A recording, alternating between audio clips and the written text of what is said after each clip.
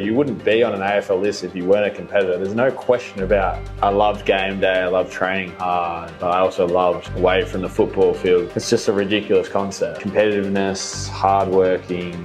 The headband. Yeah, that gave me special power. Coaches probably knew I drank, so I'm going to train harder. It was one of the worst teams in the history of the game. He had to answer to everything. Every single day at the club, I was reminded, like, oh, you missed out on what you're playing for, like the pinnacle of your sport. I'm good at forecasting emotions. I'm like, I'm going to really struggle tomorrow. I hugged him, started tearing up. No one else was in there. I started crying because it was just like, that was the weirdest day of my life by country mile. Cost me probably a medal because the first year at West Coast, as a team, we did horribly, but I had one of my best seasons, came fourth in the BNF. They sent some pretty heinous sort of stuff. It's not like cry me a river, but I was wishing I did my ACL at the time. No, I would have never even played a game in the ones, 100%. You could do a business deal or fail a business deal and the person at the pub has no idea about it. The media in Western Australia is so funny. It's laughable. Sometimes they're fucking brutal too, though. I said the two things I really missed out on footy was travelling and playing golf. So I'm like, how can I create this job that allows me to do that? I actually think it's about thinking less, especially in golf. Why I like golf better than footy, it's just like a game of chess. Every scenario is different. I love when people don't back me because I'll prove you wrong. J.R. Smith, believe it or not, gave me that idea. Good evening. Great citizens. Down and out. Never surrender. He's done it. Famous victory. He's going to come back. Turn to glory. We're sitting here with former legend of the Melbourne Football Club. Not quite. Torpedo King and soon-to-be greatest golfer Australia's ever produced. Jayden Hunt, welcome. Nice to meet you. Good to have a bit of a yarn with you. The greatest pretender of all time. Well, why don't we talk a little bit about how pretending and finding a way can make some of those amazing things, and talk a little bit about how you are one of the only people to be drafted, not through academies or anything like that, but straight from just playing footy for your school. Yeah, that's a pretty crazy story. I was pretty good at sport and things like that until I was maybe 13, and then I was a very late developer. Didn't really hit puberty till I was 18. I used to be bagged by my friends because I didn't have pubic hair, because that was the main thing when you're 16 years of age, which is pretty funny. I had a squeaky voice, very short and everything. But I always loved sport. I love always being outdoors, so played sort of every sport, but with footy, obviously, you need to be a bit bigger, so that sort of fell away a little bit. I played a lot of tennis. I didn't need the size in that, so I sort of played for school there, captained the school in tennis, and then basically wasn't picked in the rep teams because I was always really small. And then had a massive growth spurt in year 12. Long story short, got extremely lucky that two of my teammates, Josh Kelly and Christian Salem, were in my school team. I caught the eye of people, a few recruiters. It was a Melbourne sort of part-time recruiter that actually first saw me in a game against Caulfield Grammar. I was just I was a back pocket, skinny as anything, but fast. So, yeah. At a young age, that obviously does a lot for you. But now looking back at your career, what do you think that mindset difference has given you and in what you pursue in life? Yeah, I always say it's classic small man syndrome, I guess. When I was sort of between maybe year 8 and year 12, I had to sort of grind my way to get everything out of my body at that time compared to my friends and peers and the better sort of players. So yeah, I just grinded, found a way to win. And then when I grew, I think it was 6 inches in 6 months, crazy amount. I got stress fractures in year 11, and the radiologist said, I'm pretty sure you're about to grow. And Dad was there as well, and he's like, that makes sense. I did the same thing when I was young, had a massive late growth spurt. And then, when I was on the sidelines, 17, turning 18, I grew, a crazy amount. And then I started year 12 with this new pace, this new size. And so, but to your point, I still had the small person's, I guess, mindset, which relates to a football field because size does matter a little bit. So I still grind my way, but now I had the physical sort of prowess with the speed and just a little bit bigger so I can sort of compete with the bigger guys. And And luckily I was fast, and I've relied on that little one wood ever since. It's funny. I don't think I've ever heard too many people use Napoleonic syndrome as like an advantage. But I guess that's kind of the way that you go about it in life. Yeah, I think it just teaches you a good mindset. I'm super competitive. I think we were talking about this before. I make everything a competition, even if the person I'm with or a random person on a highway at the traffic lights doesn't know they're in a race with me. I've just always liked that. I'm pretty laid back dude. Like, I like relaxing, enjoying time with my friends and stuff, but in the background, my mind's always ticking over about being competitive, and I love that. And that was my favourite thing about football. I didn't necessarily fit into the culture as well as other players do and things like that, but I loved game day, I loved training hard, but I also loved away from the football field, completely getting away from it. Talk a little bit about that like internal mindset at a football club. What is that vibe? I think people would guess this, but it's a very jockey culture. And in high school, I was never in this sort of jock group. I had my friends and things like that. And I probably don't tell my friends enough, but the fact that my school friends, which are still some of my very close mates, didn't actually like football was the greatest thing for me, is because I would live with them in my 20s and share houses and stuff. I'd come home from, say, an Anzac Eve game in front of nearly 100,000 people, and I'd meet them out for a drink on Chapel Street, for example. And they'd be like, "Oh, how'd you go tonight?" I'd be like, "Oh, yeah, we won." And they'd be like, "Oh, yeah, whatever. Like, check out this DJ or something like." And that got me through, whereas a lot of the other players would live with each other, footy. They just love the game, love everything around it, all that stuff. Which, to be honest, if I did that, I'd go insane. And I did that one year when I first got dropped. I started obsessing over the game. I made everything about it. And it was the worst form of my career, because it was just, I wasn't enjoying myself. I didn't have all this energy.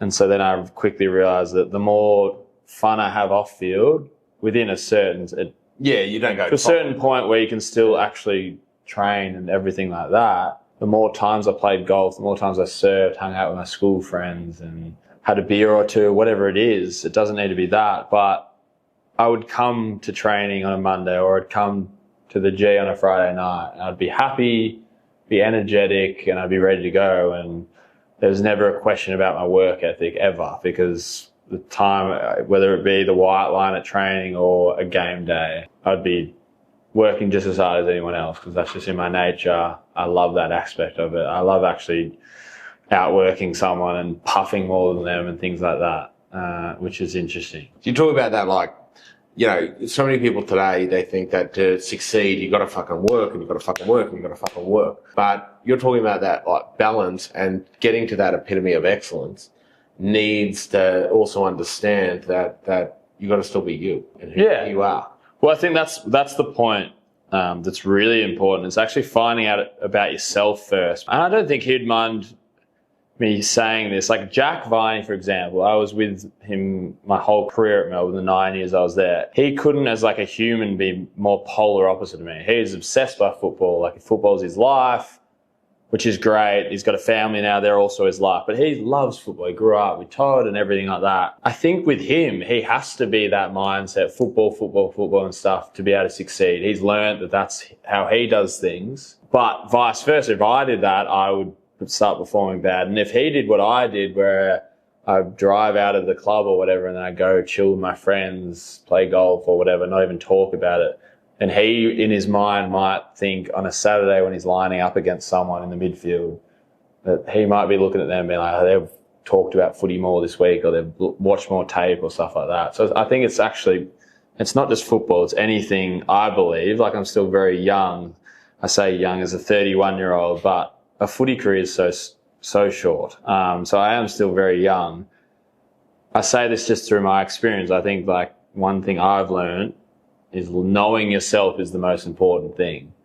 So whatever works for you, do that. Don't necessarily fall into the mold of everyone else, because every person on this planet is wired differently, if that makes sense. Yeah, no, it does. And it actually, it opens up a bit of an interesting rabbit hole when it comes to how sports clubs are today. you know, obviously back in the day, and even when we were growing up playing footy or playing whatever sports, it was the coach was always fucking pull your fucking head in and go, you know, all of that kind of stuff. And the senior players wouldn't talk to the junior players and all of that. Whereas you're talking about, you know, two players that I'd assume Melbourne appreciated for their differences in how they go about it. And really the successful clubs kind of do that. So how much have you seen that shift in sports clubs? And can you give us a little bit of an insight? Yeah, it's funny. Like, Gorney's become one of my close mates, but we always laugh about it that he's seen me transition from the start. My first, I'd say 2.5, 3 years at the D's, I didn't say a thing. And I've always been like very confident in myself and stuff, but I was intimidated. And back then it was just like the big players like James Frawley, like Mark Jamer, Jeremy Howe, and they were good guys and stuff. I was just, even Chris Dawes, who went to my school and stuff, I was intimidated by all of them. I was a skinny little kid, like, without a football background. So they would just talk. It was nothing to do with them. They weren't doing anything bad. It's just I was intimidated, so I wouldn't say a word. Like, I'd be mute. And then as I got my confidence, as I started playing in the ones and stuff, Gorney's like, it's just so crazy. Now you're the fucking like loudest person out there, like around the change rooms, and I'll talk to anyone and everyone, like, which is my true nature. So those first couple of years, I really, really struggled. It was like an identity crisis. I didn't believe I should be there. And to make that worse, I had a couple of friends that were supposed to be drafted. They were gun juniors that didn't. And I always felt so guilty about it. Because I was like, at that time, I didn't want it that much. Like, it was like, yeah, this is a great opportunity, but that was that's what they were thriving for. And at that time, I would have swapped my position in a heartbeat. So it was almost like this guilt mixed in with this, I shouldn't be here, like and stuff like that. imposter syndrome. Yeah, exactly. Imposter syndrome. Exactly right. And it's not until I sort of debuted in the D's first team in my third year, I think it was like round 3 or 4, and started playing a few games. I was like, oh, okay, I am good enough for this, and now I can show my personality. But that's why I always relied on my friends. They just viewed me as Jayden, almost like the 14-year-old. Even the 12-year-old. They've known me since then, or even guys I went to primary school, they knew me as a 5-year-old. And my family treats me like that. It's not Jayden the footballer or stuff like that. But when you get drafted, you're a footballer. So that's how you sort of judge. So, yeah, I always try to, had a bit of a role with West Coast, unofficial, but I always got on with the younger guys. I was the only older guys that didn't have kids and married and stuff like that. So I was this weird older dude that hung out with everyone sort of thing. But I always told them, just do what works for you. Like, always work hard, but find your way to work hard, because it's often very different. I'll bring it back to your point. It's like, yeah, back then I didn't feel like I could be myself. Now it's a lot different. I think the good clubs now are the ones that are having fun, everyone can be themselves. Like, I'm loving the D's this year. Like, I went to the Gorneys and T-Max 250th, and yes, the vibe Stephen King's providing and all the management allowing them, it's just ridiculous saying this comment, but allowing them to wear their own clothes to a game. Yeah. I don't think people understand how good that is. It's not this huge thing about wearing a brand or something. It's about like feeling comfortable, rocking into a game relaxed. You've got 3 hours out there to be all tense and whatever. That'll come. And every competitor, you wouldn't be on an AFL list if you weren't a competitor. There's no question about any player's like work ethic or competitiveness. But you should be relaxed before a game. And Geelong's been doing that for years in different ways. I don't know if people know this, but they were the only team for years when they travel interstate, they could wear their casual clothes on planes, because when you're walking through the like Tullamarine or any airport, you're wearing a D's outfit or any club outfit. Everyone comes up to you. Yeah. Whereas it's amazing if you put a cap on, you're wearing casual, like no one recognises you. Max, Gorn, Harley and stuff's a bit different. But for me, when I go through an airport casually, no one ever sees me. And then when I wear a D's or a West Coast polo, everyone will look at you and stuff. And even they don't have to come up to you, but it's amazing what an effect can have if you're walking past someone. You know they're looking at you. It just puts you that little bit on edge. And so, yeah, it's crazy that shift has been really positive. And I think now the footy media is starting to realise not some of the social media commenters, because I remember they were losing to Carlton the first half of that game. They wore casuals and Instagram. Yeah, that was so funny. And then they came up and won. I replied to a couple of them, oh, you went a bit early there, didn't you? And then their record since then has been unreal. But yeah, I think for a lot of players, it's actually separate. It's like with business, it's the same thing. Like you in your job, you don't go home and live with your workmates, whereas you just talk work, you'd go insane. Yeah. It's just a ridiculous concept. And I get that it's all about sponsors and all that, but in the end of the day, what matters is if you win or lose. Like in AFL, that's where the money is. Like, and if you're having fun and stuff, you generally win. So create a fun environment, like Geelong has been doing for years. Who's the most successful? Like, well, let's talk a little bit about the Ds, if you don't mind. You were there, obviously, seeing Paul Roos, who's known as the greatest mind in football. Almost doesn't need a coach; just he's got this aura about him. Then the Simon Goodwin era. Obviously, a lot of players have gone their own way. A lot of top end players have gone their own way this year, and now somehow the Ds are popping off again. So yeah. Can you give us a little insight into that? Roosy was my first coach. So when I got there, got drafted at the end of 2013, our draft group was the first. It was the year Roosy also came in. So it was a massive change and stuff. And I didn't really know what to expect. And he was all about defense. He was the last coach to sort of do one-on-one defense and stuff. And all the players, like, this is ridiculous. Everyone else is moving on. But I sort of understand, like, the 10 or so years before that, and to be honest, probably the 3 or 4 years after he got there, was one of the worst teams in the history of the game, stats-wise, in terms of wins and losses. Like, so he just brought it back to the start. Like, let's just learn how to defend and work from there. So it was a bit of progression, and then basically Goody got the, I guess, whatever the word, I've got a mental blank, but he was going to be the coach, he was assistant, and they already signed it years in advance. Tap on the shoulder. Yeah. And so once he got in there, he introduced the contest, and Roosy was always contest as well, but got a little bit of offensive and stuff.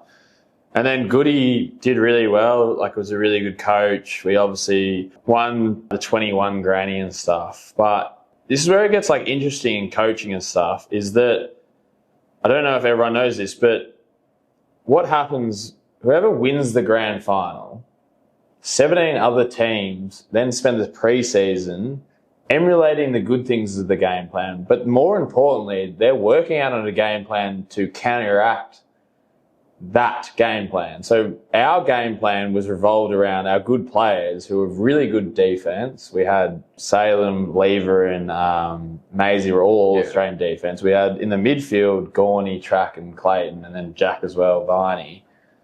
And like our forwards were solid. We had good forwards, but it wasn't like our forwards were the main thing. So our two things were defense and contest, because through personnel, through the strategy, Goody was a very good contest and defense coach. We thrived on that, and we just suffocated teams and then let talent sort of take over. And it worked. But what happens then is that 17 teams spend the off-season, pre-season. It ends up being like 6-7 months working out a way to counteract that. And so I think that's when you go from like a good coach to like a great coach. You just adapt and adapt and adapt, because what the game was 3 years ago is a foreign sport to what it is now. Like right now, it's all about almost chaotic rebounding, defending, but that'll then change and it'll become something else, and you need to be able to adapt with it. And what I find funny is, like, even with commentary, some of these old players will rely on their expertise when they're finished. And like, I think I could be an expert this year based on, because it's still modern, whatever, but I'm probably not going to watch that much football. So my opinion in 2 years' time is next to irrelevant, because I'm still basing on like old tech, if that makes sense. Like, yeah, no, it does. But you brought up an interesting point. If you guys are playing very much with the reliance on the skill of Petracca, Oliver, Gorney, and they're studying, and every other 17 clubs are studying their play for 6 months, then the inevitability is that they're going to not have as good of a season in 22, 23, because that's what everyone's studying. Yeah, exactly. So do you think that is more of a factor to why they're now at other clubs and why that's maybe healthy for their careers than what some people are saying, which has got to do with the internals of what the Melbourne Demons culture was and that kind of stuff. Yeah, well, it's interesting. All that sort of stuff went down after I left with Clayton and track and stuff like that. I'm still in comms with both of them and stuff, but it's also like, it's a very Australian thing, and we're in New York right now, so it's very relatable. It's like Australian culture often, especially in sport, follows American sport 10, 20 years later. Yeah. So like, it's a very new thing that players are now shipping themselves around and stuff like that. That's been happening in the NBA for decades. Like, but Australian culture is very much like, nah, you got to be loyal. Like, you were drafted this team. But my point is, we didn't get a choice of who we were drafted with. Like, I just like, some of my friends even, there was a guy that went to my school that got drafted. He was a top 10 pick a few years ago. He's an Essendon player. You can probably work it out. But when he was getting drafted, he said, I don't even know him, but he was like, I don't want to go to an interstate team. All my friends were like, look at this guy and stuff. I'm just like, okay, picture you don't get a choice at what business you work with. You can be shipped anywhere. And that happens sometimes, like, with business. I understand you'd be like, if you don't take this job, you're fired or whatever. I get that. But as an 18-year-old, like, you're very young, and that's also different in American sport. You're 18, not 21. Why, logically, why wouldn't you, as a person that could get drafted anyway, is clearly going to get drafted, why wouldn't you say you'd rather be at a Melbourne team? I think that's ridiculous. Like, if you have a choice, why not make the best choice? You don't have to be loyal to this random team that's picked you up. It's just the most ridiculous concept ever. Like, why not make the most of your opportunity? And how much is that sort of conversation happening more and more, like, internally in the fraternity of players? Oh, yeah, no, it's happening a lot. Especially, I worked with the PA and we talk about it all the time, but I lost track there a little bit. With Christian and Clayton, it's like they've been at a club for, I think, 12 years or something, 11, 12 years. Like, in modern business, how often does an employee stay at the same business, the same role? Like, I know we, as players, you can't change your role. Back in the day, they used to. But yeah, exactly. But, like, yeah, back in the day, but modern business, that would be, I don't know what the percentage would be, but it would be less than sort of 10%, I'm guessing. Like, it doesn't happen anymore. It's modern living. Like, why shouldn't that relate to footy? Like, if you have this opportunity to get a longer contract or more money, like, I guess it comes to what does it mean to bleed for the jumper? Yeah. And like, you get those players. Like, I think very honourable. And it's still, you got to celebrate these players as well, because what they're doing is very good. Like Cripps, for example. Like, Carlton struggled. They've struggled most of his career. He got drafted about the same age as me. Like, and he's just stuck because he can see the light and whatever. And one of my good mates, Goodwin, I admire him so much. I don't tell him enough. But he also just stuck with them. And his mindset is they backed him in because he could have got flicked after a few years, had a few ACLs. Absolutely.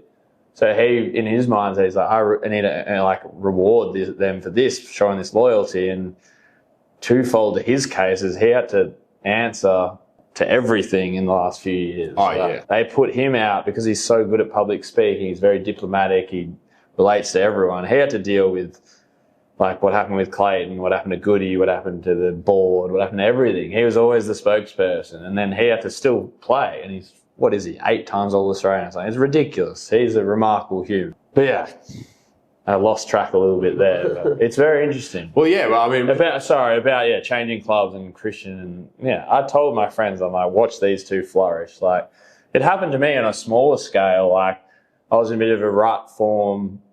And so I went to West Coast on a longer contract and stuff. Wasn't offered 2-3 years at Melbourne.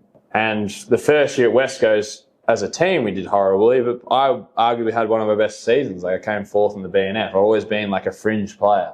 I'm very realistic about it. And I came fourth in the BNF. I had a really good year just because the change of scenery. Like, everything was new to me, fresh, exciting. We still pretty much lost every game, but I was happy out there. It was a different city I was living in. It's a change of environment. You see it in business all the time. You can go from, like, being an okay person, like, productive wise, and then all of a sudden just a fresh office or a fresh something, all of a sudden it just gets you into gear. You also bring up an interesting point because you flourished when you went to Perth from growing up living in Melbourne, but you were talking earlier about how getting drafted, if you had been sent to Perth at 18, what would that have done for you? No, I would have never even played a game in the ones, 100%. I would have really struggled mentally. I know that for a fact.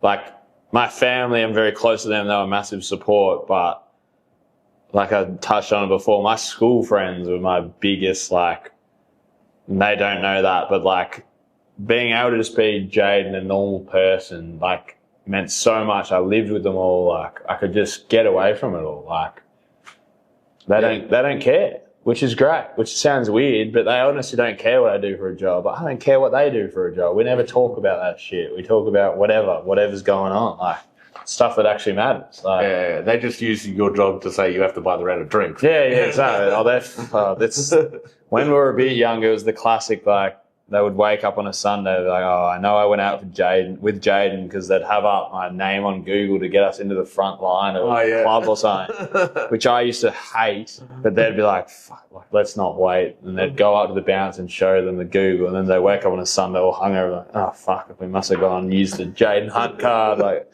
it's very funny. Well, what's that life like when you like suddenly you go from just being you're Tom, Dick and Harry to boom, you're walking into clubs just because of who you are? Yeah, it's pretty surreal. My draft night, for example, was so surreal. Like, I didn't tell any of my friends that I was a chance because, to be honest, I didn't think I was a chance. It all happened in this 3-week period. Like, fitness testing, interviewing with all these clubs during my exam period. I didn't want to tell my friends because I didn't want to tell them this story that I still didn't think would happen. And so the draft night was a very funny story. All my friends were at this draft party with for Josh and Christian, Josh Kelly and Christian Salem. They were up on the Gold Coast, so they were top 10 picks. I went for a surf with my best mate, Sam, and I told him on the way back, because I'd missed these like the valedictory parties and all that, which I'd always be front and centre for because I had meetings with Collingwood, Melbourne, Essendon and all these clubs like the next day and things. So I was catching trains home with my parents and stuff. You missed the entire VC piss up. Yeah, exactly. Yeah. And schoolies, because that was after I got drafted. I had to sell my schoolies ticket to a friend. You sacrificed for the Melbourne Demons. Yeah, exactly. Yeah, poor me. But yeah, it was just a weird period, but I didn't want to tell anyone. And anyway, I said, like, look, there's this very slim chance that I'll get picked up tonight in the draft. He's like, what? What do you mean? And I told him, he's like, that makes so much sense. We were all thinking something's happened because you weren't hanging out with us during this period. I was like, yeah, well, like, can you just in case, like, have the TV on through the picks 50s and 60s. So anyway, I was just at home with mum and dad, my sisters or whatever. And Josh and Christian got picked up early and all of my mates were on the piss and whatever. And then Sam got everyone in. Everyone was a bit confused. And then anyway, Melbourne picked up my name, which at home we all missed because Collingwood had said they'd pick me at 65. Melbourne said they'd only pick me in the rookie draft the week after, so they were playing a bit of games. And so mum just saw my name at the bottom and we're all confused whether it was me or not. And then all of a sudden my phone was going off and we're like, oh, like, I think you just got drafted in Melbourne. Like, it's like, do you know? Like, it was very weird, but the boys back at this party, they'd actually seen it live with the player number and everything, and they went bananas. Some of them like tearing up because it was a bit different because it was just like one of the normal dudes that got picked up, not one of the sort of players that had been in the state teams, the rep teams and stuff. It was just a normal dude that got picked up. And so I was just like, what is going on? And they ended up getting maxi taxis over to my house. We went out and we were at the Ritz on like a Thursday night or whatever, like it was back in the day. And it was the first time the Jayden Hunt card was played in the line. I was just like, what the hell? It was like me and like 10, 15 mates all went into the front of the line just because I got drafted that night. And then all the other draftees were there. It was just funny. Oh, fuck, that's sick. Yeah, it was just very fun. I was like, and then, it was probably a couple of years later before I actually started playing the ones where I'd start getting recognised at bars and people would come up to me for photos and stuff like that. Or the other end, someone would come up and try to teach me how to kick a good drop punt. I just smile like, oh, sorry, mate. Like, I'll work on it. I'll tell the coaches that you told me this little technique. Yeah. Hey, Choco. Yeah, exactly. Choco. Yeah, you know Choco. Yeah. Yeah, mate, this guy at the pub told me I had to slow down before I kick, which I did need to do. He's probably right. Well, what's it like having punters fucking come at you left, right, and centre with advice and shit like that? And how much does it just water off a duck's back, and how much do people actually feel it? I think with anything like that, I find it so funny. I just laugh. Like, I honestly just like, I always give them a time of day. I'm like, oh, I pretend that I'm interested. I'm like, oh, that's a really good point. Like, no one's ever told me that before, that I need to slow down before I kick. Not that I'm drilled into that hours a week. Like, it's just so funny. People, I was pretty lucky. I don't know. I think people, I don't really care what people think. So I'm not like I'm a lover, not a fighter, other than when I sort of cross the white line. So, like, I couldn't care less about that stuff. I know some players will arc back, and that's when you get in trouble. But I almost just laugh it off. And it's just funny. People on, like, Instagram DMs, I reply to a lot of the haters and stuff. And they like, send some pretty heinous sort of stuff. And it's just funny. Like, you reply in a very diplomatic way, being like, oh, that's a good point. Like, I'll work on that. And then all of a sudden, they're, like, your biggest fans. Like, right, yeah. I've got people that message me weekly that started with harassing me. It's just funny. I just think that's the best way to deal with it. If you actually show you're a person, that you're not just this footballer on TV, and you're just like, oh, yeah, no, I'm just chilling as well. Like, yeah, I had a bad day at work today. If you didn't play a bad game, like, try to make it relatable. It's amazing how quickly they shift. Socials have opened that up to people understanding that sports people, you know, professional sportsmen, they're just blokes just like anyone else. Oh, absolutely. And unfortunately, like, a few of my ex-teammates, they were just the classic phrases like whipping boys. Like, they had to delete their socials because it's just not worth it. You open it, you're trying to just look at a hobby. Like, if you like surfing, you're trying to look at something cool in surfing or something. And you're just getting these messages where they're threatening your family and stuff just because you had a bad game. So, like, lots of my friends have had to delete Instagram and stuff like that. And it's just, like, it's hard. Like, you got to say, like, people say, I'll take it with a grain of salt. But, like, even me that doesn't take it that seriously, like, you can't say that comment is not going to, like, make you a little bit sad or something. Like, of course. And I was pretty lucky. I wasn't really a whipping boy per se most of my career, so I didn't cop it like some of them do. So I can't imagine, like, I got a lot of positive comments that make me feel really good. So I had that balance, but some of them don't get many of them. So it's like, of course you'd delete Instagram. Why would you be on something where you're just getting bagged? Yeah, like those players that expect it to be the your Harry Mackay's or so on and so forth that aren't kicking the goals that they expect to be kicking, and they'd just be clobbering privately. But when you come into the locker room and you see blokes like that are dealing with that kind of shit, what sort of happens there? You just got to say, like, you're giving your, like, with him, for example, he's like, like Sam Wiedemann was like that, one of the nicest guys I've ever met, like. But he's, like, doing all the good things, like using Harry Mackay as an example. Like, he's having the shots at goal. Other big key forwards aren't getting those shots at goal, so he's doing the hard thing. Just like the pundits are saying, like, oh, he's got to work on this and stuff. You reckon he's not? You reckon he's not doing hours a week on goal kicking? Like, he wouldn't have a job if he wasn't doing that. And, like, people to understand, like, we also get all this pressure from sports scientists. Like, we get whistled off at the end of training, even if you want to train more, because if you train more, you get injured. So, like, it's a balancing act. It's all a fine art. Like, people doing university degrees just to monitor our loading can't just go out for 8 hours a day like it used to be.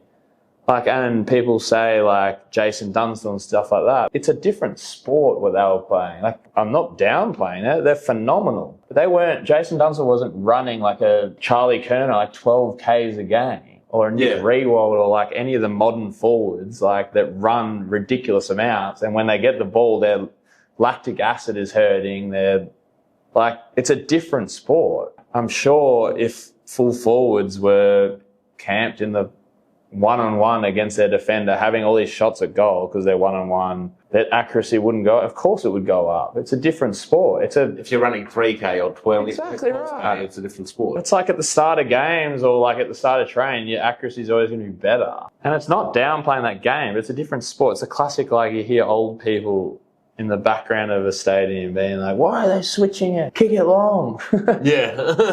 It's just like... Which got a boomerang right back. Yeah. It's because you couldn't switch it back in the day because you'd miss the kick. They were kicking drop kicks and things like that. Like, it's the most ridiculous thing. And it's like my point before. It's like the switch was invented to stop the teams that were good at going down the line and to find a way around it. And then all of a sudden the switch might not be a good thing because someone counteracts that. So you do something else. And then that would be the new thing. The old people like, oh, it wasn't like that in the old day. Like, we don't get a one-on-one contest like they did in the old day. Like, it's always a third man up. You've got to find other ways. Like, it's a different sport. So how did you find your way from being, like you said yourself, not necessarily always a top tier player on the team, but finding positions to make a difference in matches and be noticed and be make your mark? Yeah, for sure. I think with everything I do, besides a headband, obviously. Yeah, that gave me special powers. Yeah. I don't know. I've always had the mindset I always just find a way to win or try to win. And like I realized very quickly that I might not have all the hours of growing up playing in these rep teams and stuff, but one thing I did have was pace. One thing I did have was always backing myself. And yeah, I always had power as well, which people don't sort of realize. Like, I was always strong in the legs and things like that. So I wasn't afraid to sort of take people on physically as well and things like that. But I think the main thing is, like, I don't think there'll be a player in the AFL that's like not instinctively competitive. I think that's a number one thing, being competitive. And I was very lucky. I had something that you can't really teach, which is speed. So I used that competitiveness, hardworking, speed to my advantage, and yeah, that's why sort of half back suited me. I had a sort of year at full forward as well that worked pretty good, but I always try to get speed involved because that's what I was good at. I was never playing inside mid and stuff because I'd be horrible at that. Fair enough. Well, when you talk about Goody, is that support there for doing what you want to be doing and who you are internally during that period? People forget coaches are like players as well. You get better at things. So to be honest, the really good thing for me to happen was, it's a bit rogue, but Ed Langdon come into the club, who's very like me off the field, that has all these hobbies and stuff. But he came as one of the top players, whereas I was still a fringe player. So, and Goody will know this, like it's very noted within the four walls. Like me and him didn't get along for a long period then. He was complaining that I was playing too much golf. But it's also like, it's almost the Jack Viney conversation. Like, Goody's footy obsessed. He loves the game, loves everything about it. Like, that's probably why he's doing so well at Sydney. Like, he's analysing everything. That's his personality. But I guess at the start of his coaching career, he wanted everyone to be like that. And he grew as a coach and realised that, no, like, people get there in a different way. Ed Langdon used to, like, rock climb like Boulder the day before a game. Right. But Goody and the coaches embraced it because it was like, Ed, like he's the most reliable player. He's always going to run his guts off or whatever like that. And people always understood that I'd work hard, but yeah, like I had a bit of a bad form and people, including Goody, thought it was because of my off-field stuff. And I don't know, I was never secretive, but I was never outlandish with what I did off-field. So they didn't know that I'd been playing golf once a week or a day before a game for 9 holes, because it makes me feel good. Like, it makes my body feel amazing. When I sit in a chair for too long, that's when I stiffen up. But if I play 9 holes, it doesn't do anything to my body. I'm used to running so much. Like, it's 9 holes. It loosens my back up, like everything. But yeah, like a lot of people in Melbourne didn't know that. And then when I started doing form, it's like you look for things that are a bit out of the ordinary to blame it. And then that's what I was talking before about you, is like, I went through this period where I tried to be the Jack Viney, where I tried to be obsessive, and my form was dog shit. And I spoke to the sports psych, and he's like, get back to what you're doing off field. Like, you're miserable. I was. Like, I was miserable. And then all of a sudden I went back to playing golf, to surfing, to hanging out with my mates, like all this stuff, and my form just went through the roof. So, like, Goodie's like anyone. Like, he was new to being a senior coach. He wasn't the best at it at the start, like anything. You learn to adapt and you get better, just like any player gets better throughout their career. People think that sports clubs today have become so professionalised and that everything is so specific in you have to be this sort of way at this sort of moment, taking a step back and unprofessionalising it almost to an extent and letting people just be people is actually what makes a better club. Exactly right, but it's like, I just say, like, any player is going to still work hard. Like, why wouldn't you? Like, you got this opportunity. It's like you don't need to force it and you find your own ways. And it's like within the actual AFL. What happens then when you got the guys that are top tier skill-wise, but they're not working hard and they're creating that representation for the rest of the players that you can just kind of... Yeah, absolutely. And there's players like that. Like, it's the classic, like, wasted talent and stuff. I think where I draw the line is, and like a couple of my coaches in the past have been unreal, is like you play a game on a Saturday. Generally, like the rule within the AFL is like if it's a 7-day break, your next game's not till Saturday, have a drink after the game. Actually, this is Darren Burgess, who's phenomenal, sports scientist or whatever, head of performance. We had him during the flag year. His one was just like, we're not going to put these rules, strict rules, like 3 beers or whatever it is. But if you're not there on Monday morning performing your absolute best, you're done. And so I always had that mindset, like, say if I did get carried away, which I did, like having drinks with my mates on a Saturday night, I'd go out or whatever. But then on Sunday, in the afternoon, I'd sleep in Sunday, I'd go to the sauna, have a swim in the ocean, do all that stuff. By Monday, I had this extra incentive. I'm like, coaches probably knew I drink, so I'm going to train harder. Like, so there's that as well. And like, I hate wasted talent as well, but it is what it is with some personalities. Like, and sometimes people think that certain players aren't working hard, but it's amazing what mannerisms do as well. Like, people work hard in their own way, and they work out ways, to make themselves the most efficient. You brought up the Premiership year, and obviously. You were injured during that match, which in Australian football means that you don't get a medal. So are you able to give us some insight, and I'll give you the floor to just kind of talk on, first of all, what that experience was playing such a great season, then getting to that pinnacle and realising that you can't be a part of it, but also not even getting a medal. Yeah. What that, and kind of, if we can get to that point of what the perspective is on that moment, especially compared to other sports. I'm sure you've spoke to a lot of Americans that never even fucking touch the court or the field. Yeah, they get a ring. Yeah, exactly. Well, I've never really thought about that much about that. Like, I've never felt salty that I didn't get a medal just because it's ingrained in our culture. Yeah. But then meeting Americans on the golf course and stuff, they've asked me what I do, get into that, and they ask, like, oh, did you ever win a championship and stuff? I'm like, oh, our team did. And they're like, oh, what do you mean? They're like, oh, yeah, like I played most of the year with, like, pretty much the whole home and away season. And then we won the grand final. They're like, oh, congratulations and stuff. Like, did you get a ring or whatever? I'm like, oh, we do medals, but I didn't get one. They're like, what do you mean? And I was trying to explain. They just couldn't even grasp. They're like, you telling me you played like 93% of the season you didn't get? I was like, yeah, that's what it is. That's just how it is. And I never thought about it. But that period was very, very interesting in my life, my footy career. It was probably one of my best years. I sort of started pretty well in my career in 2016, 2017. Had a bit of a slow sort of late-hearted 2018. Had an okay season 2019. And then 2020, during the COVID, I got dropped just before we moved up to Queensland. Couldn't get in because I was playing these scrappy little games, like fucking 12v12 with 6 different clubs. It was really weird. So that was a really hard year. And then 2021, I went back to half-back. Had a really good year.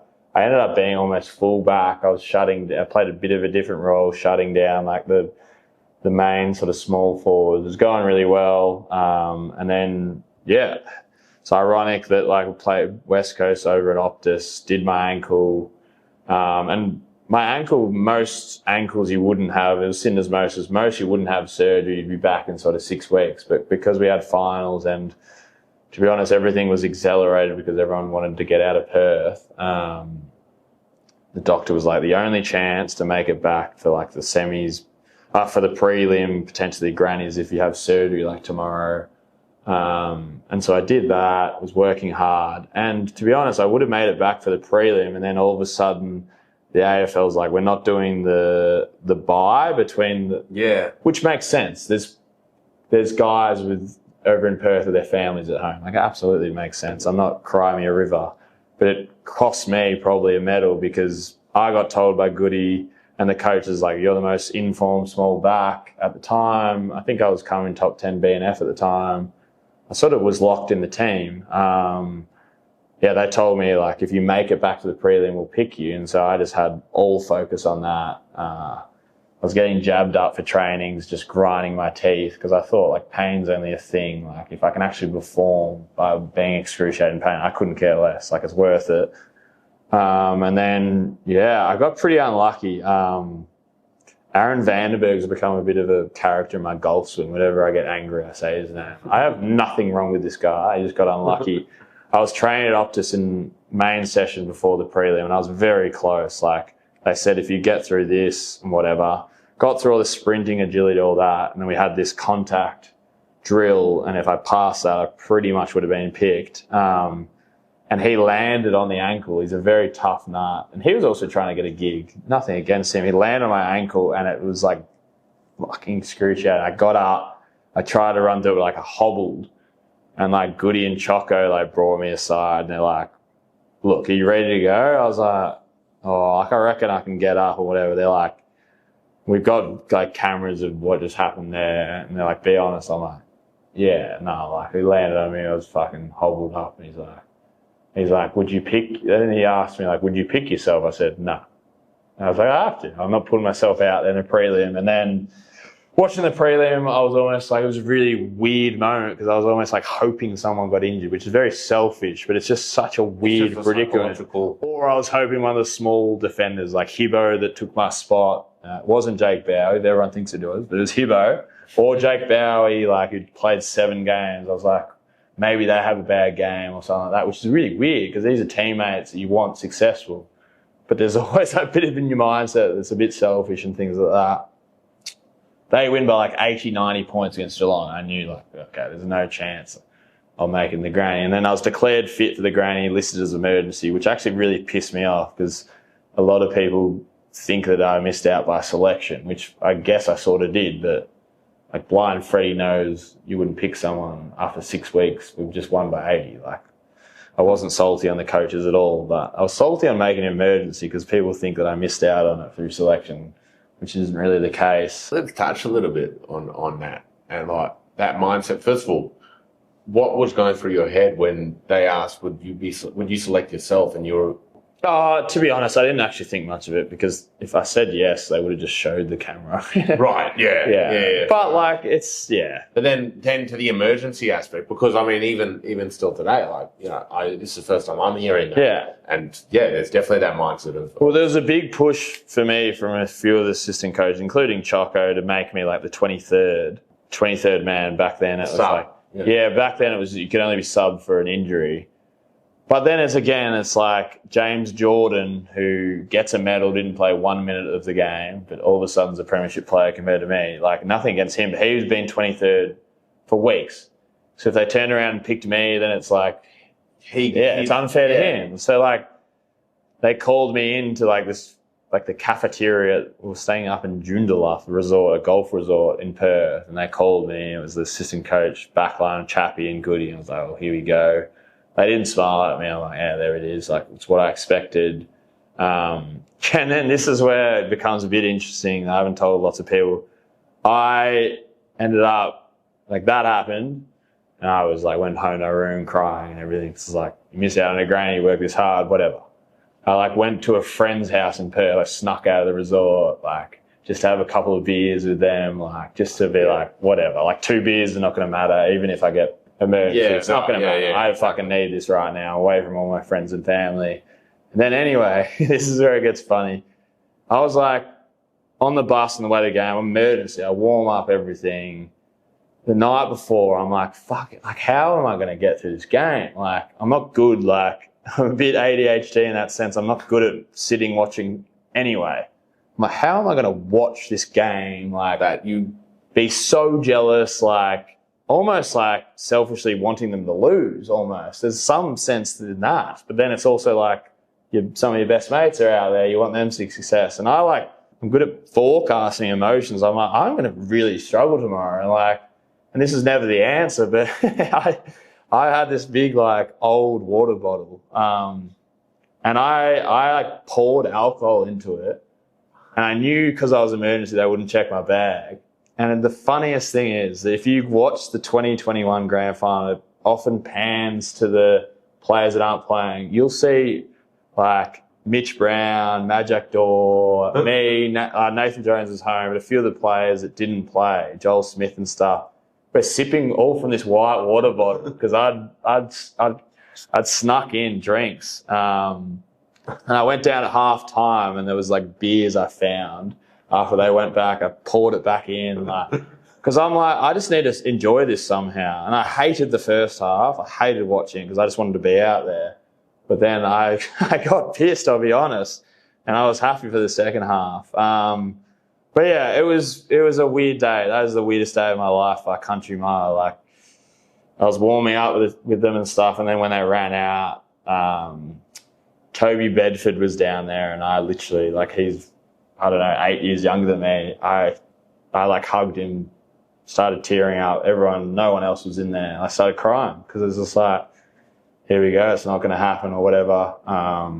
And he's like a 21-year-old, like, and I would have been, 27 or something. It's very funny how it all works. But, yeah, had a great week the rest of the week, but there was just funny things that happened during the week. It's like the next day we're at Nobu or something for a Premiership, celebration. Nobu put it on for us, a brilliant restaurant. We're having so much fun. And then I was hanging out with, like, a few of my good mates, like Ed and Gorney. And then I went through this with Adam Tomlinson as well because he did his ACL. I think he'd had enough, so he went home. And then Ed and Gorney were with a few of the Premiership players just talking stuff. I was one of the boys or whatever. And then someone's like, oh, I wonder where like a 10-year reunion would be. And then I'm like, oh, far out. Like, I'm going to go with the other guys. Like, cause it's just like, fuck, I'm not going to be part of that. Like, crazy. Like, in 10 years' time, that's whoever said it. Like, it could have been Ed or Gorney. It's like, they don't mean anything by it. Yeah. They're vibing or whatever. Like, but you're out of it. And to be honest, that whole year afterwards, I had this, like, not chip on the shoulder. I wasn't angry at anyone, but I was just obviously had this, like, almost extra drive because I wanted that happen again. But I still never really, that's probably why a lot of players that miss out. John Noble's a good example as well. Like, players that miss out often leave after a year because you never quite, it's like teams don't try to think about the past, but it comes up. Like, for example, Troy Chaplin's background. So every time I met with him the year after, and I was in the ones again, like I worked my way back in the team, was playing pretty well. But every time he got clips up, his background was him in the Premiership players. So every single day at the club, I was reminded, like, oh, you missed out on, like, what you're playing for, like the pinnacle of your sport. Like, so it's as much as clubs don't want to talk about the past. Same thing happened at West Coast. Like, they would talk about 2018 in certain aspects, which is good because they learnt things from then. But I've been speaking to players that didn't play that game. Nick Nat and Gaff. Exactly. And it destroys them. Like, it absolutely destroys them. Like, it does. Like, and once you're not part of that, unless you win one maybe the year after and you can sort of ride that wave, but you feel out of it. I 100% felt out of it, like, for sure. Do you think that giving a medal to everyone would make a difference, or it's just the culture that, you know, the playing on that day is what it's all about? I think, like, I don't think it would make a difference at the start, but you talk about, like, I've made some friends with some NFL players and stuff. You talk about them or you talk about fans and everyone's won. So I think eventually it would just turn over, and I think it will eventually. But as hard as that was for me, I have a lot of perspective. Like, I'm out of the game after 12 years at 31 now. I could go run a half marathon tomorrow. I could go play probably an AFL game. I'd be puffing a lot, but like physically, I'm completely fine. So in that sense, I don't think many players get that opportunity. Everyone's hobbling around, and I feel young as anything. I feel fit as a fiddle right now.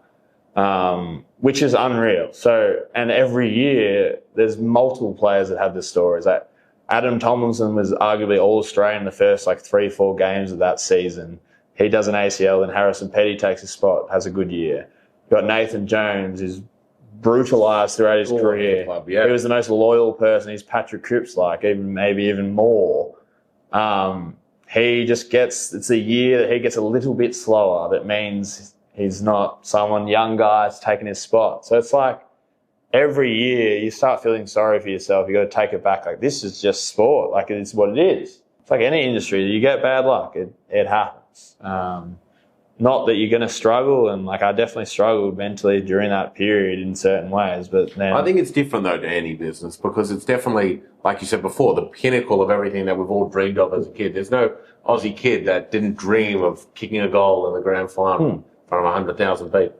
Yeah, for sure. That's where it's a bit different. And it's probably also a bit different is that you could do a business deal or fail a business deal, and a person at the pub has no idea about it. But I get asked if I meet someone, even throughout this little journey in America, I've made some friends with NBA player, NFL players and stuff.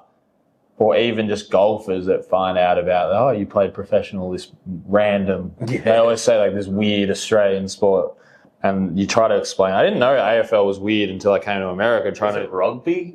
Is it rugby? Or is it soccer? And then they're like, what do you mean? And then you show them a video you don't wear pads? It's just so funny. I didn't know how weird of a sport it is. It is a weird sport. Yeah. It's just a lot of things. You always see they're completely confused, and then I always calm them down by saying, don't worry. It's a game invented by Aussies. It's not too. Yeah, exactly. Yeah. We just, but that's probably the thing that's then the next question's did you win the championship? And I'm I was in the team that did, but didn't play the grand final. I was so you got a medal? I was oh, no. What were we talking about before? They're what do you mean? They can't believe it. But that also comes to the back end of and this is maybe the last question to talk about this topic, unless you want to dive a little bit more. But there's also the financial aspect of the other side of putting on your title, Premiership player. Oh, absolutely. Yeah. And what that does. Yeah. Oh, for sure. Even the day after the granny, it's with every team, or maybe 2 days after, the boys sit down and sign for 8 hours for all memorability and all that, and they make a good clip out of that. I remember me, Sam Wiedemann, Toby Bedford, we all went to we went to have red wine and steak because we were what do we do? We had a party that night with everyone, but we had to wait for them to sign and make money, and we were just what do we do? So we went to a steak and had some red, which is fun, but it's just you're just out of it a bit. But it's funny you'd say with titles. In 2019, I was playing forward randomly. I was doing well. I was winning the goal kicking, and I got dropped for 2 weeks in round 19 or something. I ended up losing the goal kicking by, I came back, I was 4 or 5 behind, brought it back, and I missed the goal kicking by 1 goal. But lots of even fanatical Melbourne supporters, because we weren't that good that year, they forget I played a season forward. But if I had on my title leading goal kicker, it'd be remembered oh fuck, he was good at forward as well. I'm that's why I'm playing. I got to fly back and playing for Drysdale.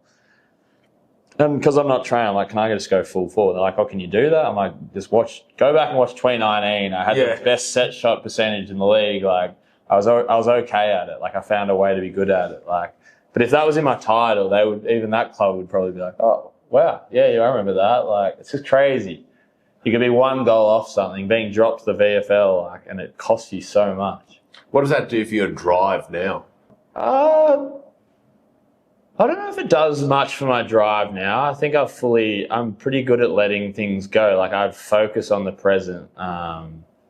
It's also who I am. Let me re-ask and say, what does that do for your understanding of when you're going for something that you can get just there, but the failure doesn't matter. It's a story. Yeah, exactly right. Yeah, that's a good way to phrase it. Absolutely. Like, yeah, whether you kick one goal more or one goal less, or whether you got injured in that or whatever, you've done the hard work. Like, that's why it's like, yeah, it is like the pinnacle of those things, but you can be just as successful sometimes, or just as impressive if it doesn't quite happen. And I think with anything like that, and probably I should have answered a bit better, and what you're alluding to is that I think that's taught me missing out on that is just like, keep doing it. Like, if you keep doing it, if you put more cards on the table, whatever the saying is, eventually you will get over that hurdle or whatever. And it's like, yeah, and I think good companies, like I have a bit of a business brain, good companies invest in good people, not just necessarily one good idea or something, because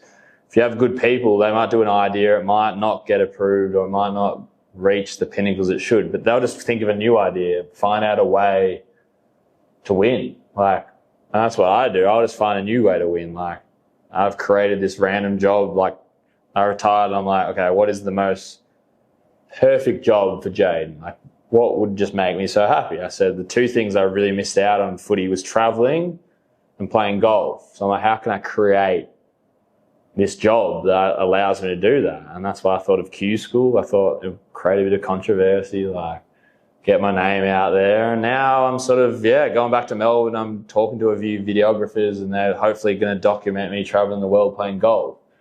Like, I told my dad that the other day, pretty much told me to piss off. He's like, what? Because he's jealous. And then I'm like, I've thought about this and stuff. And then I said, oh, I'll bring you to the Masters next year, or like, I'll take you to Ireland to play golf. He's like, oh, no, yeah, that's pretty good. Yeah. No, he was being proud of me. But, like, people see me do all these things. They think it's all just sporadic and stuff. But I'm always thinking, like, everything's always thinking. Like, I just wanted to create an ultimate job for myself. Why not? Why not give it a whirl? And to be honest, the hate during Q School where people were like, oh, he's not good enough to be pro, actually the people that have helped me the most, because we've got all this traction, all this reach. So thank you to them that don't actually listen to me talk, because I never said I wanted to be a pro. I never said I was good enough. But people see a headline and be like, this is so funny. The West Australian, the media in Western Australia is so funny. Like, it's laughable, actually laughable. I had so many. Sometimes they're fucking brutal too, though. Yeah, but I could outsmart them. Like, there was press conferences where they were trying to get something out of me, and I was just like, "Are you serious right now?" They wouldn't know what to do. I'd bring it back. I know their names. I'd be like, "Yeah, what are you doing about that, Mitch? Like, what do you think about it?" And they're like, "What? Like, why are you asking me?" I'm like, because you're asking a dumb question. Like, that was never aired because they never wanted to see themselves. But I just laugh at that stuff. Like, for the Western Australian, when I missed out on Q School, their headline, someone sent it to me, was like, Jayden Hunt's heartbroken, or his golf dreams are broken. And I was on a plane to the States to go to the Masters or something like that. That was the timing. Yeah. And I got home, I got to the Masters, I was having a beer with someone, and I was just like, do you reckon I look pretty heartbroken? And then all my D's and West Coast mates were texting me like, I'm so jealous of you. Like, we're starting the footy season, like all this. And my golf pros were like, oh, I'm out in Whoop Whoop playing this tournament for like, in a pro-am for no money. Like, it's just so funny, like, what people write for headlines. And here's me heartbroken. I'm like, I couldn't honestly be anywhere else on the planet than Augusta right now that I'd want to be. This is the best week of my life. But then people read, going, oh, he must be so heartbroken. Yeah. Well, it's interesting that you kind of weaved into your golf story, because I was just about to bring up that talk. Needs a Malcolm Blight Torpy here. You'd have to go as far as Blighty's just about. He's a great character, this man. He's going to load up with a barrel. To give him a lift if he nailed this. Oh, he's screwed on. He's nailed it. He's unbelievable. And we mentioned earlier about the mindset that you had when you were going for that talk, and I asked you, like, you were just probably thinking, oh, fuck it, like, if I kick it, great, if not, who cares? Yeah. But go on. It was a different mindset. I was like, okay, finally I've got the opportunity to kick a talk, because I've always been good at it. And like, ask any of my schoolmates. Ask Robert Shaw, he was my coach at Brighton, in between drills, I'd be trying to launch them. Like, I had the license in year 12 to actually kick them. We won a game through it, by it. Like, I kicked one pass. We had a tiny oval. I kicked one past the centre circle. Another guy crumbed it, kicked a goal on the siren to win. But I had the license there. I love kicking torps. Always have. Like, I got strong hammies, strong legs, really long legs, so it helps. And it's all about connection. So, like, even at D's training, I know I perform better when I'm having fun. So even at D's training, I would kick it in between drills. I'd just have one. And some of the sports scientists and stuff would be annoyed. Like, you might do a hammy or whatever. I'm like, I promise you I won't do a hammy. Like, trust me. And I never did because I have strong hammies. Like, but I got a little bit of enjoyment. I knew if I had good connection. So I got that ball and the siren went. I was like, oh, yes. Like, finally. Like, because in modern football, you're not allowed to kick like torps because it's like less likely to be a good connection or whatever. So I was like, here we go. Like, I can actually show people this random skill I have. And then I must have been in a good mindset. I was in flow state. The only times I ever missed it at training is when I tried to kick it too hard. Like, it's like a golf swing we were talking about before. It's all about the actual connection. Yeah, well, that was exactly where the weave I was trying to go to. Like, if you get the spiral going, that's when it will go long. Obviously, you need the power, which I naturally have. I don't have to go 100%. I can go sort of 85%. And if I get the connection, and as soon as I kicked it, I was just, oh, yes. Like, it's like almost like a relief. I'm just like, oh, that'll go in, like, 100%. And to be honest, like, you watch some of my teammates, they're all celebrating, but they're not reacting ridiculous because they'd seen me do that at training. Like, if you ask the Melbourne cheer squad, like, I'd walk my lap with Adam Thomas and Ed Langdon, we'd just muck around. And before every game, I'd kick like 5 torps and I'd sometimes pass the centre circle at the G. And like, you talk to any of like the D Army or whatever, they actually know that about me. Because they would have seen it pre-games and stuff like that. Yeah, but I was never allowed to kick it out of fullback, which annoyed me. The reason why I want to bring it up is also coding into golf now. It's similar in the sort of way that you got to hit it so perfectly, but if you do hit it perfectly, it goes exactly where you want it to go, and it's that that needle in a haystack. Yeah, exactly. So what is the mindset that you have to get into to be at that level of excellence where you can do that? Oh, I actually think it's about thinking less, especially in golf. Like I mentioned flow state. You watch any sport, or even like I was relating this to business, to music, to acting, to any skill. Normally, the people or the moments that are impressive, you ask someone, what were you thinking? They say, I don't know. Like, I was just feeling it. Like, when you drive a car to work every day, you don't remember what you did.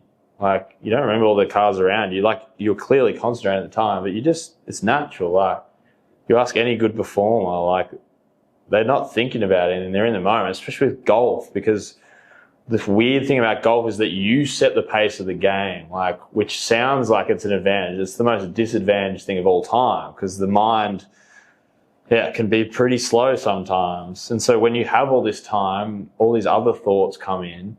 And so the worst thing, especially with my game, the only time I ever miss a shot, which is very often, I'm not saying the only time, this happens too much, and I'm still working on it, is when I'm like, I pull the ball heaps. So what happens is now it's like I'm thinking, all right, don't pull it. Try to hit like a fade swing, which will go straight, like whatever. And I'm doing that. And I'm on my follow through still. And it's like 0.001 second being like, oh, you're going to slice this so far right. So you go back to your old swing so far left. And it's not a physical thing because I know how to hit a straight ball. Like I know the components to do it. It's that millisecond that I doubted myself. I overthought it. So that's why I mentioned on my podcast, a lot of my friends know, I had started talking in my own swing. People think, I was insane. But I was concentrating on my words and I would engage in a conversation like this and I'd be like, almost like just at the last minute, I'd just go down. But I'd still be thinking about a conversation just because of muscle memory. That's when you're in this flow state. It really is that like in that last second, just before you're going to drop the ball or just before you're about to hit it, that's when you either fuck it or you get it. It's often PTSD about like, it normally is about past mistakes. And that's like often what happens, or the overcorrecting or things like that. But it's all in that it's like Malcolm Gladwell's psychologists who, like, I've read a couple of his books. One of them is about literally that decision making and that last, like the whole book's about it. That last 0.1 of a second, which is the only thing that matters. There's Jim Furyk that goes out here. There's all these weird swings.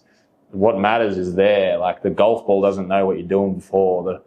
It matters what's actually happening there. As long as you're right there, you're sweet. So what do you think that's inside of you that wants to go from, playing footy where it's so much based off your skills and talent to now going into this new field, which is, again, golf, so much based off your skills and talents and ability to control that last moment? Yeah, well, it's actually very relatable, which people don't understand as much because they're two very different sports. But both, I'm very lucky that I got fast twitch fibers, which in sport helps so much because, like, I'm naturally a long hitter of the golf ball just because I can create power through my legs to the ground. I can swing my arms quick. I got long arms. And, like, same with footy. Like, I'm not delusional. Like, if I wasn't quick, I would have never made it. I relied on it. It was my absolute weapon.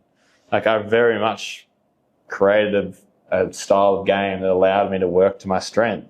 It's the same with golf. It's like, I've got the natural thing, so then it becomes mental. And it took me a while. I think, like, when I was like a 6 handicap at Christmas, it was a bit of physical, a bit of swing things. And I'm not saying my swing's nowhere near it. My swing's horrible. But, like, I've manipulated it to work for me to a point that I can still hit as good a shot as the pros.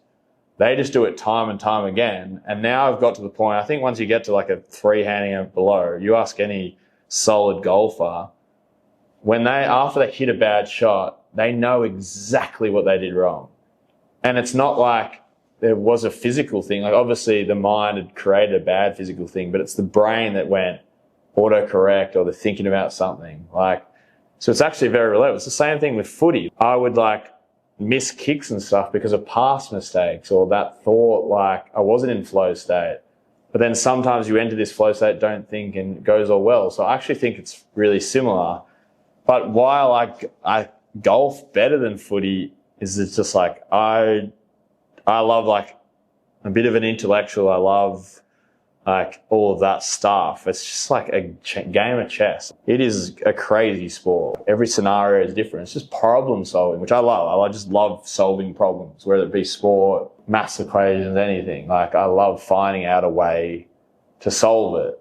And golf, the ball will never be in exactly the same spot. Like, you'll never have same hole. Like, everything is so different. So it's just like, basically, you're plonked there using your physical prowess to get this ball down the field, but the wind's going to be slightly different. The altitude's going to be different. The lie on the ball's going to be different. The way the grass is growing, like, everything is different. Like, so it's just problem solving and trying to make the most of a situation you're in.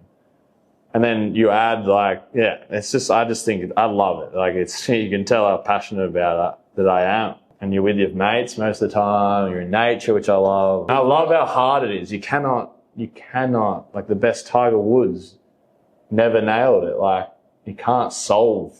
It's almost like you like it when your back's against the wall. Yeah, I do. Yeah, 100%. I love when people don't back me because I'll prove you wrong. Like, I still fail, absolutely. But, like, I love that everyone was like, oh, he's going to do so bad at Q School. I ended up doing bad, but I was going pretty well. And people were following me and they're like, oh, he's actually all right. I'm like, yeah, because I like pressure. Like, I love this stuff. Yeah, because the question that I was actually asking is why after you're finishing your career, you didn't want to go into business or just go into, your normal corporate or something like that after, but rather wanting to pursue this new sport, this new thing. And I think if you've answered it, it's that major challenge and to an extent probably the thrill of and that feeling that you get in your chest when you get that. Yeah. Well, it's actually twofold. I, in January or February, met up with my accountant and actually, behind the background, launched a few businesses. They were golf related, but there was a few, like, golf trip businesses, a couple of things that I've actually been working on for a while. But then I'm like, I want to travel. Like, I told everyone, like, the second I retire, I'm going to go live overseas, travel overseas. And then I was like, if I go straight into these businesses, like, yeah, I'll be able to take tour groups away, but I won't be actually doing exactly what I want to do. So then I was like, I've saved up a bit of money, invested pretty well. I'm like, nah, like, pretty much fuck it. You deserve this. You deserve a year to have like a bucket list year, which I am. Like, the year I'm going to have is going to be phenomenally good. Like, I'm already, this last 5 weeks. Year and yeah, exactly. I forgot where we were.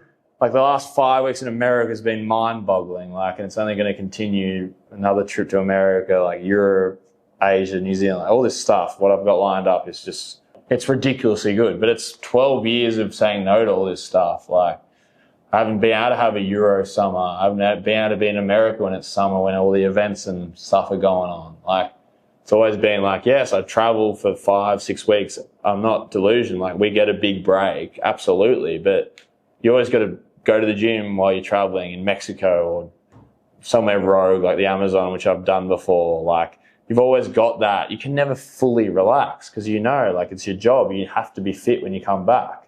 And I always was, but you can't fully be relaxed. So I'm like, yeah, I was describing to one of my friends the other day. I was like, I'm doing my like 21-year-old gap year at 31. Yeah. But got a bit of money out my sleeve, a bit of life experience, so I can do it a little bit better. I was going to say. And like, yeah, my parents would maybe be like, my mum especially is like, oh, like, you probably need to start settling down and stuff. I'm like, nah, why? Like, why? It doesn't matter. This is something I've always wanted to do.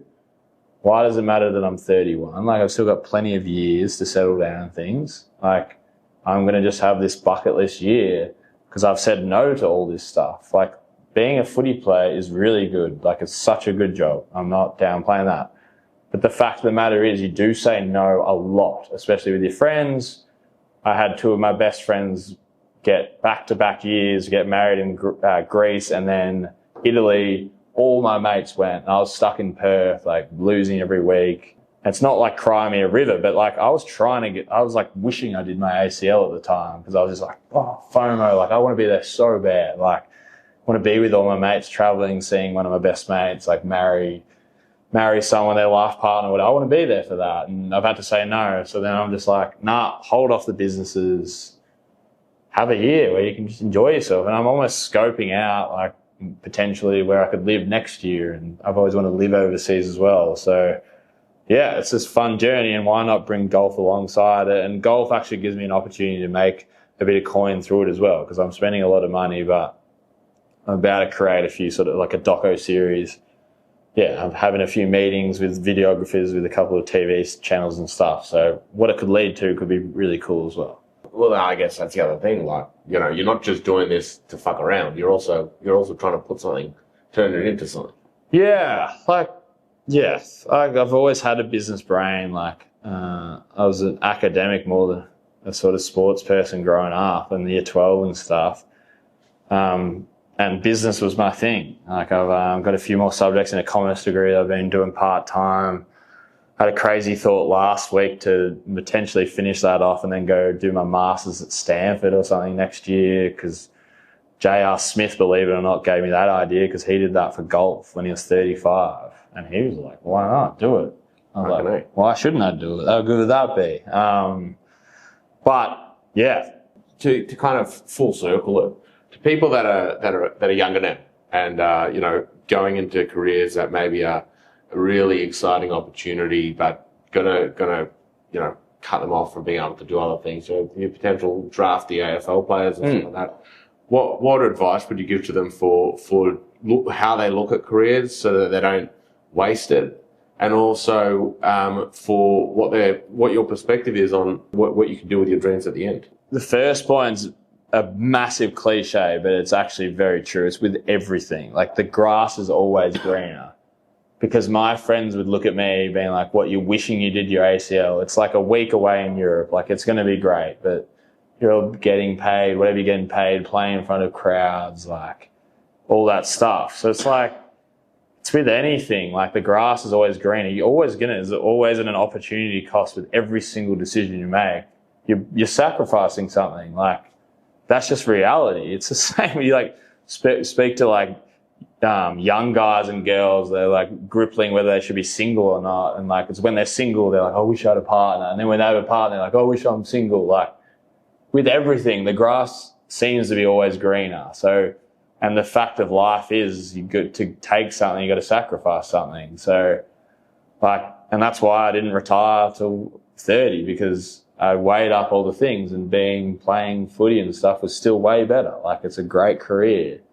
It's good fun. Not that I didn't say no to things, I didn't sacrifice things, but in the greater grasp of it all, for me personally, it doesn't work for everyone. It was more positives than negatives. So, and then if you work hard and sacrifice and you have that work ethic, like, things will always open. Like, you don't make it in one career, go to another and bring your hard work mindset. It's crazy. Like, a lot of successful business people always say, like, this is like the 10th business I've gone at.